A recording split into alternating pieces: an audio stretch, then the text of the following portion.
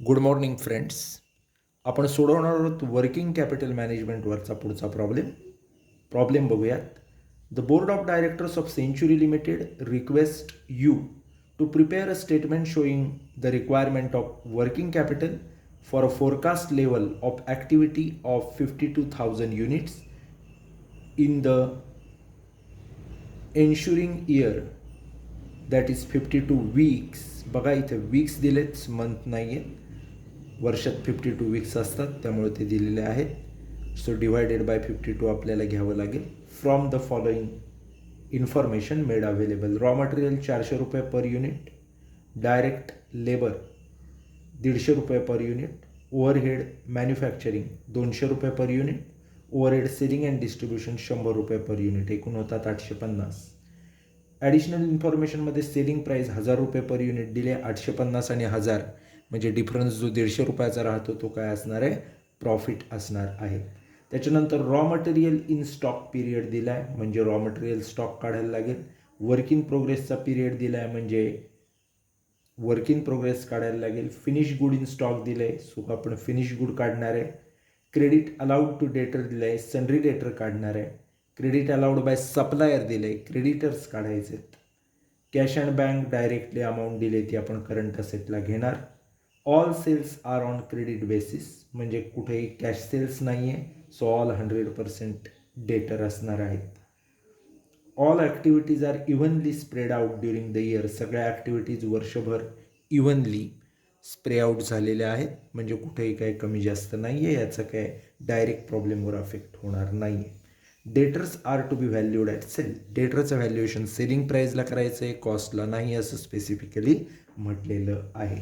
आपण प्रॉब्लेम सोडवायला सुरुवात करू. पहिलं आपण पर युनिट कॉस्ट काढू. त्याच्यासाठी working note number 1, cost sheet, particulars आणि अमाऊंट असे 2 कॉलम करायचे. रॉ मटेरियल किती दिलं आहे बघा.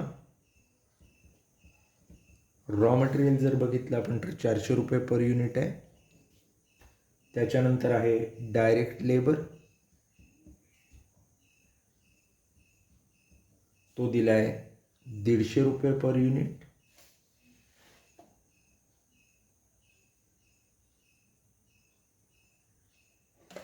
त्याच्यानंतर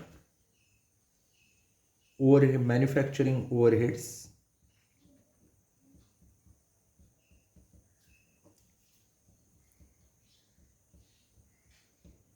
जर आपण बघितले तर ते 200 रुपये.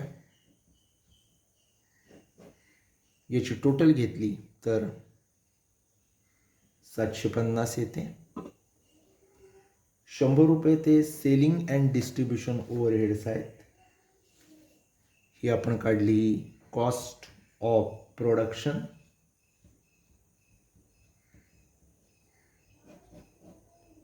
Add selling and distribution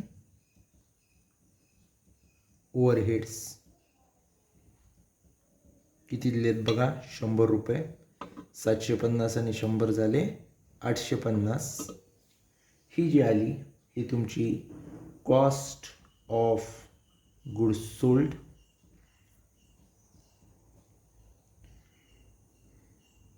add profit. Profit बघितला तर किती आहे, 150 रुपये, कारण सेलिंग प्राईज आपल्याला किती दिले, 1000. 1000तनं 850 गेले की राहतात ते 150. हा तुमचा काय आहे, प्रॉफिट आहे. असं क्लिअर तुम्हाला काय दिलेलं आहे, जे द्यायचं ते दिलेलं आहे. पर युनिट आपण बनवलेली आहे कॉस्ट शीट. बघा, रॉ मटेरियल 400 दिलं आहे, direct labour 150, manufacturing overhead 200, total 750. ही आपली कॉस्ट ऑफ प्रोडक्शन आली. सेलिंग डिस्ट्रीब्युशन ओव्हरहेड्स आहे, त्याच्यात ॲड केले, मग कॉस्ट ऑफ गुड्स सोल्ड मिळाली. 100 ॲड केल्यावर 850. सेल दिला आहे 1000. 1000तनं 850 गेले, 150 जे राहिले तो तुमचा काय आहे, प्रॉफिट आहे. आता आपण या आधारावरती हा प्रॉब्लेम सोडवायला सुरुवात करणार आहोत. पहिलं आपण घेत असतो Roman 1, current assets.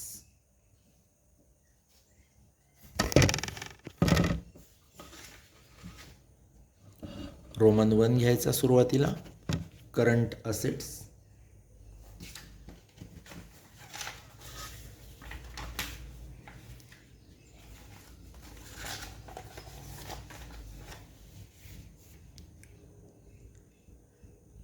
Current assets. आता करंट असेट घेत असताना एक नंबरला घ्यायची पहिली कोणती करंट असेट घेतो आपण, तर स्टॉक ऑफ रॉ मटेरियल.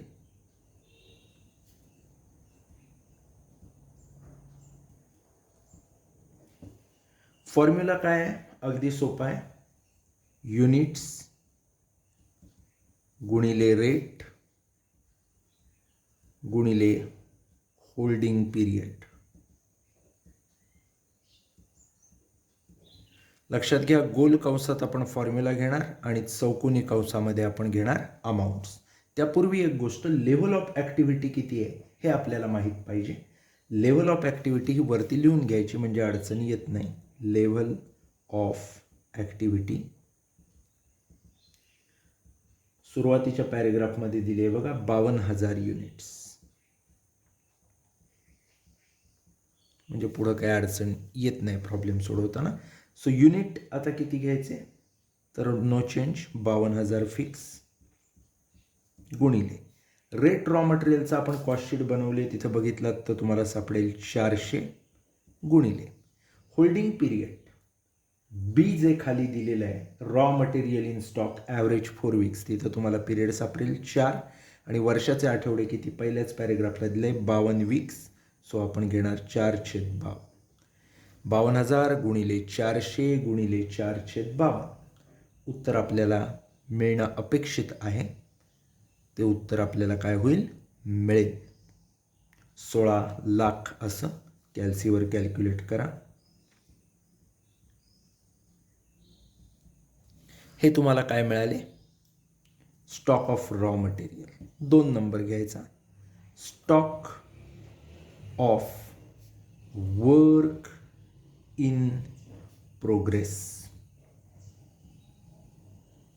आता stock of work in progress काढताना 3 गोष्टी आपण घेतो, रॉ मटेरियल, लेबर आणि ओव्हरहेड्स. इथं पक्क लक्षात घ्या, सेलिंग अँड डिस्ट्रीब्युशन ओव्हरहेड्स येणार नाहीत कारण ते प्रोडक्शनशी रिलेटेड नाहीत. इथं फक्त काय येईल, मटेरियल, लेबर आणि जे मॅन्युफॅक्चरिंग ओव्हरहेड आहेत तेवढेच येतील. हे पक्क लक्षात ठेवायचं. पहिलं घ्यायचं त्यातलं ए, रॉ मटेरियल. रॉ मटेरियल घेत असताना फॉर्म्युला पुन्हा इथला फॉर्म्युला वेगळा, रॉ मटेरियलचा WIP मधला, युनिट्स गुणिले रेट गुणिले आपण काय घेतो, प्रोसेस टाइम.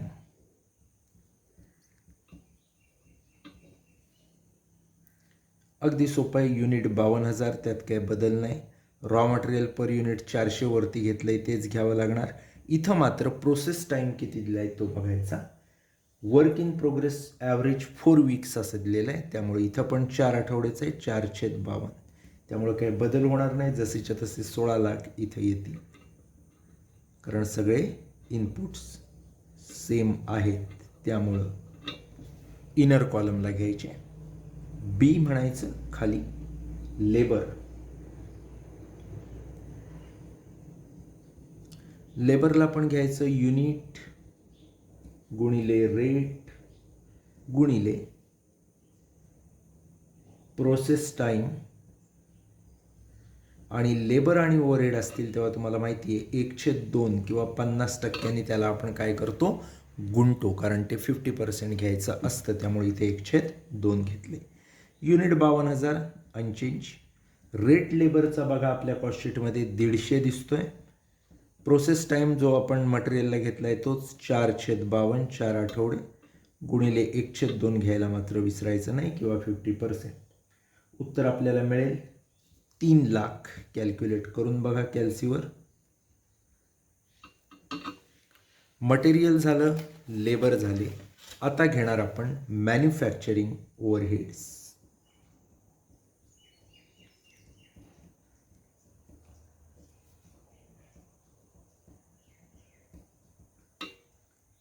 फॉर्म्युला लिहायचा, युनिट्स गुणिले रेट गुणिले प्रोसेस टाईम. युनिट बघितले तर आपल्याला दिसतात 52,000. गुणिले रेट बघितला तर आपल्याला दिसतोय 200. गुणिले प्रोसेस टाईम बघितला तर तोच आहे 4/52 जो मटेरियल आणि लेबरला घेतला. गुणिले 1/2 घ्यायला काय करायचं नाही, विसरायचं नाही. सो किती येतात आता बघा. कॅल्क्युलेशन केलं तर आपल्याला 4 लाख रुपये काय होतात, मिळतात.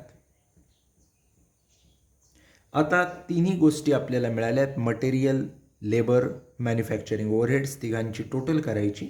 16 ने 3 19 ने 4 23 लाख ती आउटर कॉलमला घ्यायची. हे आपल्याला वर्क इन प्रोग्रेस आला. सेलिंग डिस्ट्रीब्युशन ओव्हरहेड हे प्रोडक्शनशी रिलेटेड नसतात त्यामुळे ते इथे येत नाहीत. 3 number stock of finished goods.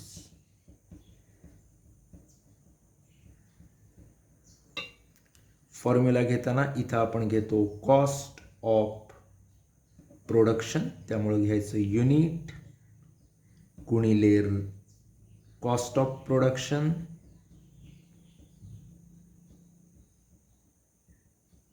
Per unit गुणिले युनिट गुणिले cost of production per unit गुणिले होल्डिंग पिरियड. अशा पद्धतीत फॉर्म्युला घ्यायचा. युनिट 52,000 आहेत, त्यात काही बदल नाही आहे. Cost of production per unit आपल्या कॉस्टशीटमध्ये जर आपण बघितला तर इथं तुम्हाला सापडेल कॉस्ट ऑफ प्रोडक्शन 750 आपण कॅल्क्युलेट केलेली आहे. त्यामुळे इथं घेताना किती घेणार, 750 गुणिले होल्डिंग पिरियड 4 नंबरच्या ॲडजस्टमेंटमध्ये finish goods in stock 4 weeks दिलं आहे, त्यामुळे इथं पण 4/52. उत्तर जर आपण काढलं तर आपल्याला किती मिळतात बघा, 30 लाख रुपये मिळतील.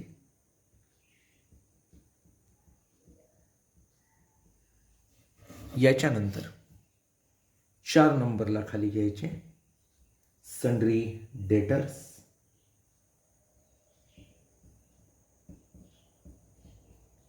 डेटर्सबद्दल देताना काय दिलेलं आहे, तर डेटर्सबद्दल देताना लास्ट ॲडजस्टमेंट जेमध्ये दिलेलं आहे की व्हॅल्यूड ॲट सेल. तसंही आपण काही दिलं नसेल तरी सेल्सला व्हॅल्यू करतो. युनिट्स गुणिले सेलिंग प्राइस पर युनिट गुणिले क्रेडिट पिरियड असा त्याचा फॉर्म्युला आहे. युनिट बघितले तर 52,000 unchanged. Selling price per unit बघितली तर आपल्या कॉस्टशीटमध्ये यायचं. कॉस्टशीटमध्ये दिलेलं आहे बघा, सेल्सला 1,000 सापडली का सगळ्यांना कॉस्टशीटमध्ये बघा. सो आपण घेणार 1,000 आणि क्रेडिट पिरियड दिलेला जो आहे तो ई ॲडजस्टमेंटमध्ये बघा, क्रेडिट अलाउड टू डेटर्स अशा पद्धतीने तिथे क्रेडिट दिलेलं आहे. आणि हे क्रेडिट किती महिन्याचं आहे, किती आठवड्याचं आहे, तर 8 वीक्स आहे. सो 8/52. उत्तर काढलं तर आपल्याला 52,000 गुणिले 1,000 गुणिले 8/52 म्हणजे उत्तर तुम्हाला अगदी सहज सापडेल 80 लाख. कॅल्क्युलेशन करून बघा.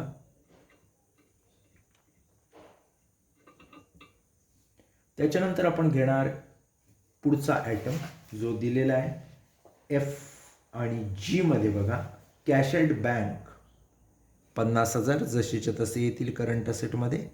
Cash at bank 50,000.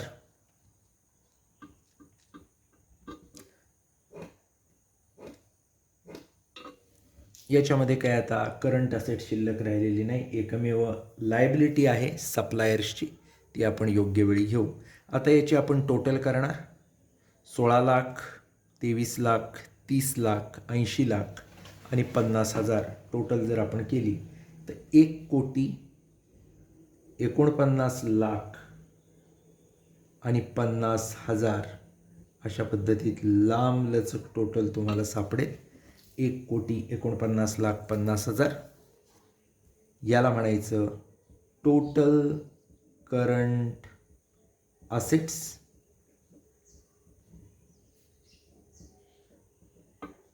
याच्यामधनं काय करायचं, करंट लायबिलिटीज मायनस करायच्या.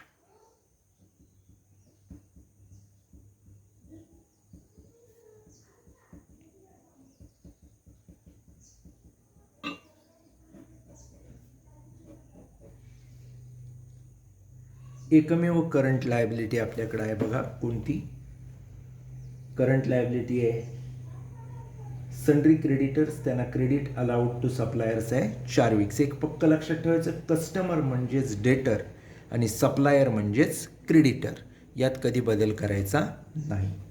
आता जर आपण बघितलं तर काय दिसतंय बघा, 4 आठवड्याचं क्रेडिट आहे. सो लिहायचं क्रेडिटर्स, फॉर्म्युला लिहायचा युनिट्स गुणिले रेट गुणिले क्रेडिट पीरियड.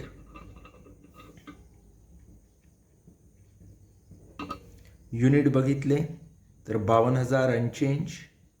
रेट बघितला तर क्रेडिटरला आपण मटेरियलचा रेट वापरतो. आपल्या कॉस्टशीटमध्ये जर बघितलात तर डायरेक्ट मटेरियल किंवा रॉ मटेरियलचा रेट किती आहे, 400 आहे. सो आपण इथं क्रेडिटर्सला आपण तो 400 रेट काय करणार, अलाउ करणार. गुणिले क्रेडिट पिरियड किती दिला आहे बघा, सप्लायर्सला 4 वीक्स आहे. सो 4/52. कॅल्क्युलेशन केला 52,000 गुणिले 400 गुणिले 4/52, तर आपल्याला 16 लाख अशा पद्धतीनं काय होतील, क्रेडिटर्स मिळतील. डायरेक्ट आउटरला घ्या कारण एकुलते एक आहेत. टोटल करंट लायबिलिटीज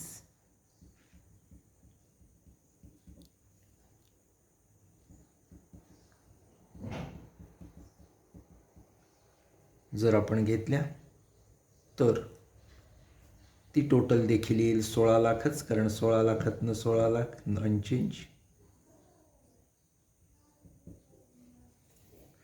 खाली म्हणायचं वर्किंग कॅपिटल रिक्वायरमेंट.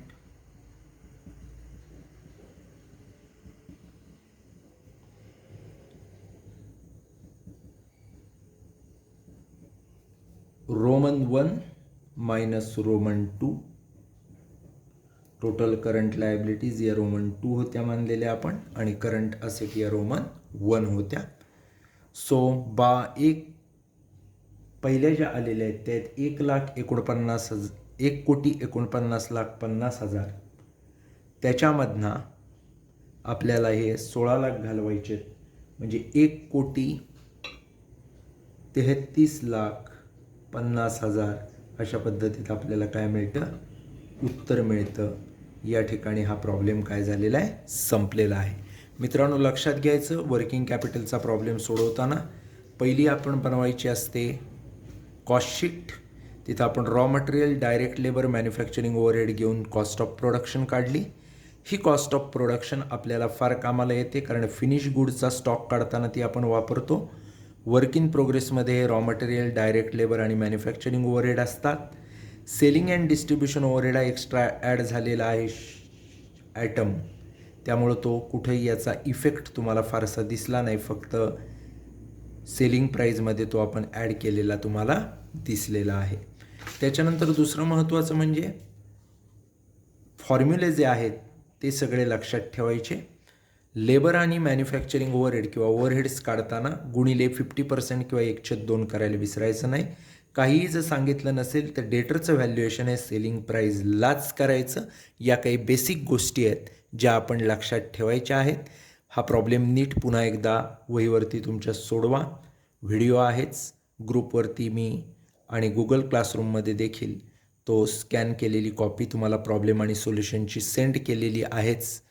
त्यातूनही जर कोणाला काही अडचण असेल तर माझ्या ग्रुपमध्ये कॉन्टॅक्ट नंबर आहे, त्याच्यावरती कॉल करा. आणि हे जे प्रॉब्लेम्स आहेत हे न विसरता सगळ्यांनी सोडवायचेच आहेत, कारण परीक्षेसाठी ते फार महत्त्वाचे आहेत. या ठिकाणी आपण थांबूयात. थँक्यू.